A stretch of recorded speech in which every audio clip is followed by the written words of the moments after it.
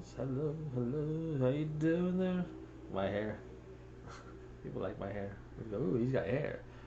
Those people are like, I love these people who are like bald and they go, oh, give me some of your hair. I need some. Like, you want some gray hair? All right. Oh, it's better than no hair, I guess. Yeah, I guess so. I don't know.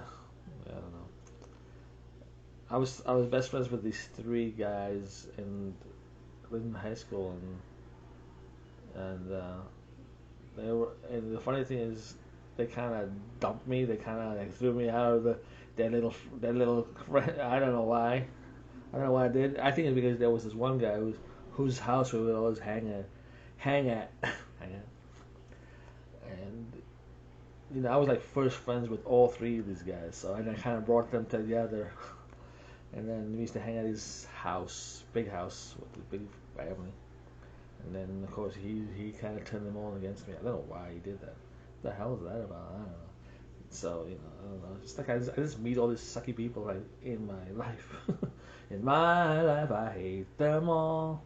Dun, dun, dun. I don't know. So, but the interesting thing is all three of them have gone bald. So it's like, yeah, maybe that's why they threw me out because I wasn't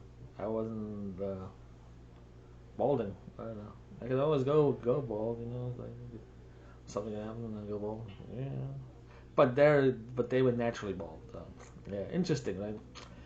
Yeah, it's like yeah, maybe because they suck. It's like if you suck, you're gonna go bald. Cause that's just how karma works.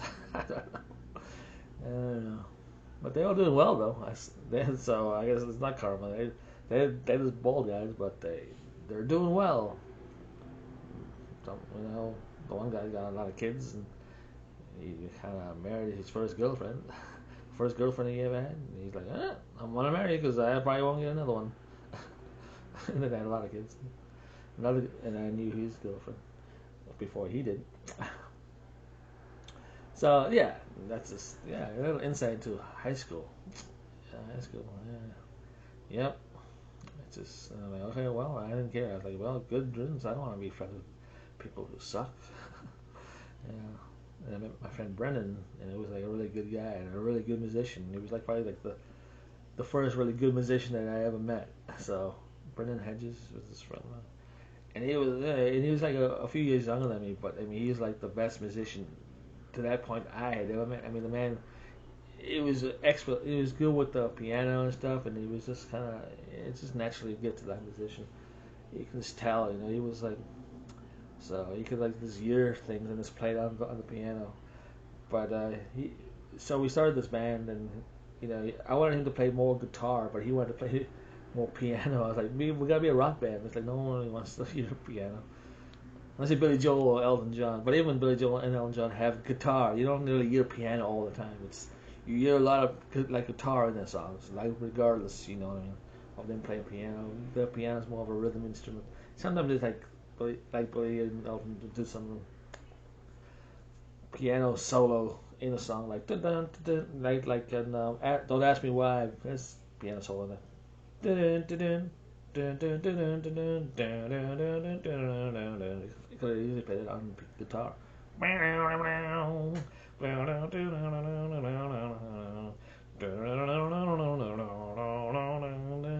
All your waiters in your grand cafe, leave your tables when you blink.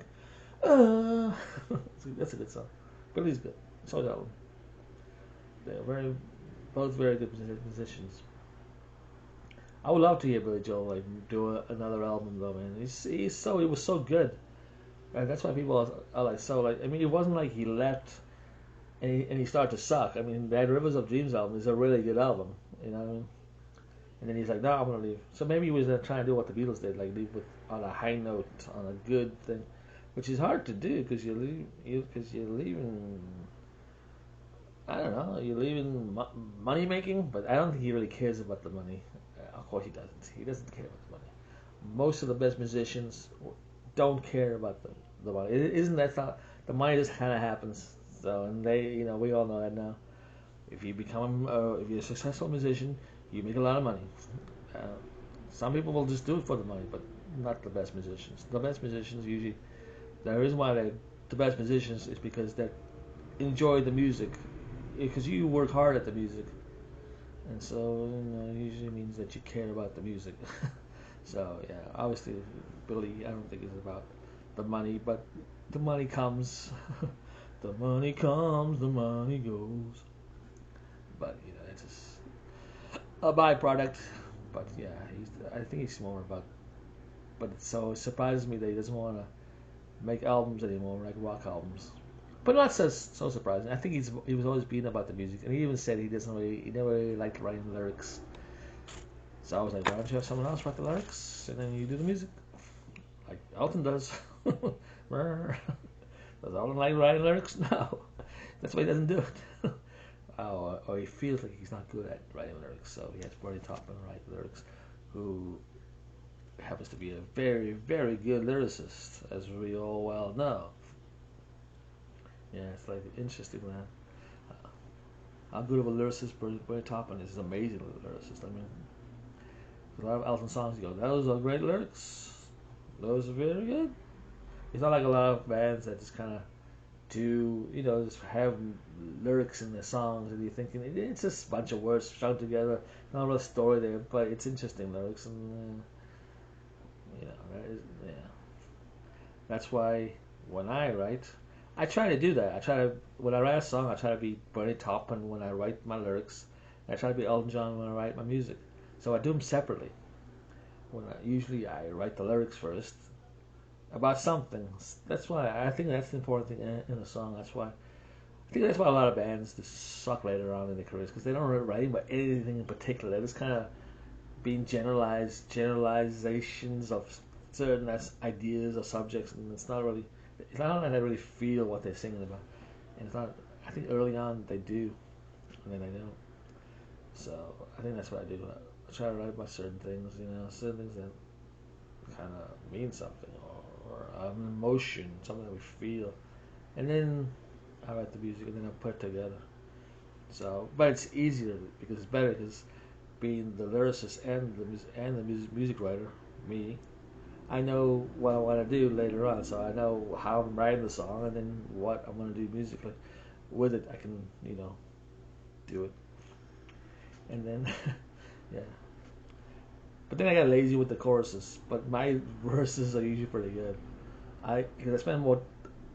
That's the initial thing I do. I always work. I usually do the verses first, so they tend to be. I love that. I usually do pretty good chords, and then I get lazy with the chorus because of that. By that time, I'm like tired of the song. I went to the song long enough, and so I'm like, and then usually it's like kind of lazy chorus, and then I'm thinking, I don't feel like changing it because I'm so used to that chorus of what I wrote. And I'm like, and then should I write a bridge in here? I'm like, I don't have to write a bridge. I could, and this is more of the same song. It's like, I'm tired of the song, I want to move on to the next song, right? And then the next song. That's usually why that happens. So, if you're wondering about, but you guys probably don't notice that. And for the people out there who actually listen to my stuff, I appreciate it. And who like it, I appreciate that. I mean, I think you have good taste. If you do, I do, because I enjoy my songs, and I think I have pretty good taste in music. So I feel there are people out there who also have good taste. But then there's also people out there who don't really know what a good song is, and they listen to Taylor Swift because they think she's good, and it's like, well, maybe she's better than the rest. I think that's why in the 80s, that's how I was. I was a kid, and I didn't really like music because I felt everything wasn't great. I wasn't being captured by any bands from the 80s. I didn't think my sister would play B96, which is a station in Chicago that would play this top 40 music, and I didn't like any of it. I would like, she played like Madonna stuff, and I would remember those songs, and I began to like Madonna later on. I didn't like it then, but I started to get nostalgic in the 90s for her. So, but my point is that when you like grow up in a certain decade, and all the music is kind of blah blah blah, and that's all you know. So you kind of pick the best of what that is, of the crap. You know what I mean?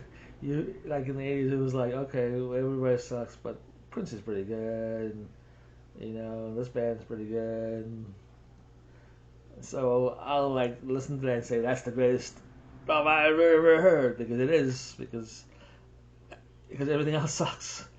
But then you hear the Beatles all of a sudden, and I'm like, oh my God, this is so much better than the stuff that's happening now. And you hear other bands, Led Zeppelin, you start hearing, all this, you hear Jimi Hendrix, all of a sudden you're like, oh my God, there's actually better stuff, but it's not in our generation. I think that's what kids are going through now. They just don't know about the old music. They're just hearing the music now, and they just picking the best, and that's all they know. All they know is crap music, so that's what they buy because they don't know any other music until they start hearing the Beatles or Led Zeppelin. All of a sudden, someone plays it for them, and you go, "Oh my God, that is so good! That is awesome!" And then all of a sudden, you start to really love music. That's why I started to love music when I first heard the Beatles, and that's kind of how it happened. I started listening to the Beatles, and it was like, wow, because no one tells kids you gotta listen to old music, it's better. And then they go, no, of course not. It can't be better. Because music is like fish. Old fish ain't that good. It's all stinky and old now. It ages. No, that's the thing with music. It does not age. It is. It'll be whatever it is. Always, whatever. If it's good, it'll always be good. If not, it'll always suck. And I think, no, that's what I think. I think that's why. Yeah, but then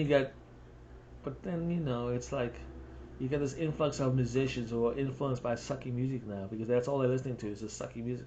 But then you got the best musicians who actually, I think the best musicians now are the ones who, the young musicians who listen to the Beatles, who listen to Billy Joel and Elton John. Some of these guys listen to old music, and so they makes them. But then the people who listen to them, is just listen to them, But listening to Elton John and Billy Joel and the Beatles makes you a better musician. So that's probably why you're better than the rest of your peers, because you got taught well by the Beatles. That's because I think we learn from that. But then you got a lot of people who listen to the Beatles, and there's varying degrees of talent. You know what I mean? Anyway, I mean, just because you listen to the Beatles doesn't mean, and you're a musician, it's gonna mean that you're gonna be a good songwriter or anything. It's just your talent is what your talent is. But at least you have a good teacher there, and you have potentially an opportunity to know what good music is, and so you can also learn from that and then make better music. Potentially. But if you don't have that talent, then you won't. So, but it's all potential stuff. Potentially, and how you take the music. I listened to a lot of kinds of music, especially when I was a teenager. I was at that point where, I was listening to the Beatles. I love the Beatles, but then I started listening to other bands just to see what they had. So the best of the best. I started listening to Genesis, The Clash. All bands that kind of had a success or cult following because they were pretty good. They were good. For a reason. ABBA, that kind of stuff. They were successful for a lot of the bands of the old days. Seemed like they were successful because of the songwriting. Because there wasn't so much about the superficiality of how people looked. So a lot of those guys had beards and they looked like they hadn't washed for days, but they were successful, like the band and all those kind of the Doobie Brothers and their beards and ZZ Top beards. But now, no one's got beards. You gotta be all pretty boy band. See, we're back to that again because it's all not about the talent. It's about how you look, and then those producers can make you sound good in the studio, like regardless. So it's like, yeah, well, you got as long as you look good, we can sell you. Then the musicians, the producers can make you sound good in the studio. Slick, we'll do a little very kind of catchy tunes, and then there you go. We're gonna make money. There you go.